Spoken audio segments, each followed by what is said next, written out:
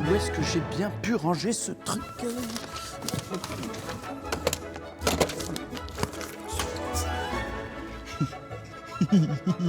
En Alsace, il est pratiquement impossible d'échapper aux maisons à colombage. Ou alors vous êtes du genre à toujours vous balader smartphone en main.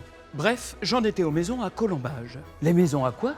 Mais si, voyons, vous savez, ces jolies demeures à ossature-bois que l'on appelle également maisons à pans de bois.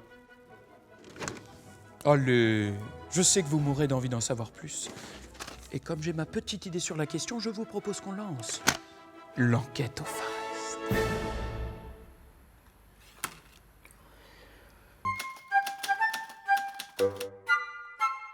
Tout d'abord, il faut savoir que l'origine du colombage n'est pas particulièrement récente. Au néolithique, environ 6000 ans avant Jésus-Christ, les premiers agriculteurs-éleveurs de la région utilisaient cette technique de construction, à savoir une ossature bois et le remplissage de torchis.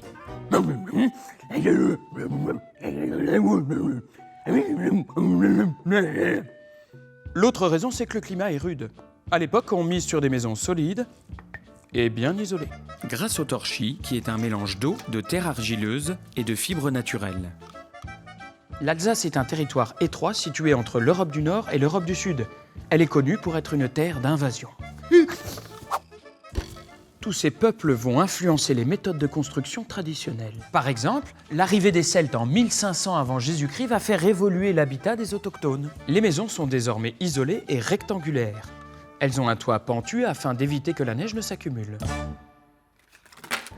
Pas besoin de vous rappeler combien il peut faire froid dans nos contrées de l'Est. Deux styles de maisons se distinguent dans la future Alsace. En plaine, elles ont des pans de bois et d'argile, et dans la montagne, des pans de pierre et de bois. L'époque romaine va elle aussi amener des éléments nouveaux à l'habitat traditionnel alsacien. La maison possède désormais une cour intérieure et une pièce centrale qui sert tout à la fois de salle commune de réunion et de travail. On se rapproche tout doucement de la maison alsacienne telle qu'on la connaît aujourd'hui. Le Moyen-Âge est une époque prospère. Pendant cette période, on met en place des techniques de construction qui vont influencer l'habitat traditionnel jusqu'au 19e siècle. On distingue alors deux sortes de colombage. L'ossature à bois long, qui monte depuis le sol, et l'ossature à bois court, beaucoup plus facile à construire et à entretenir.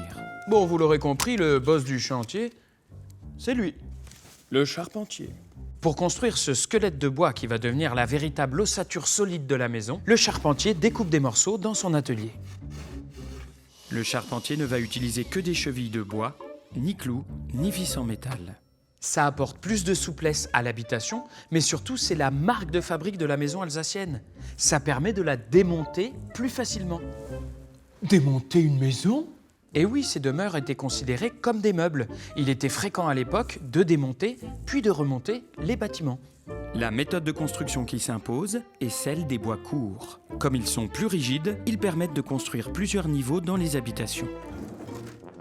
La majorité des demeures à colombage que l'on peut croiser aujourd'hui en Alsace datent du XVIIIe siècle. Pendant le siècle qui suit, les maisons vont gagner en élégance et les cours vont s'agrandir. Mais peu à peu, la brique remplace le colombage et le crépi recouvre le bois.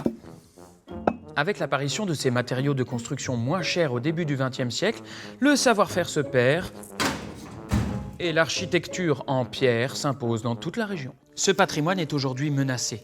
On compte chaque année une dizaine de maisons à colombage en Alsace qui disparaît, faute de restauration. Mais heureusement, de nombreuses associations se battent pour sauvegarder ces demeures ancestrales et réussissent même à en sauver. Et voilà!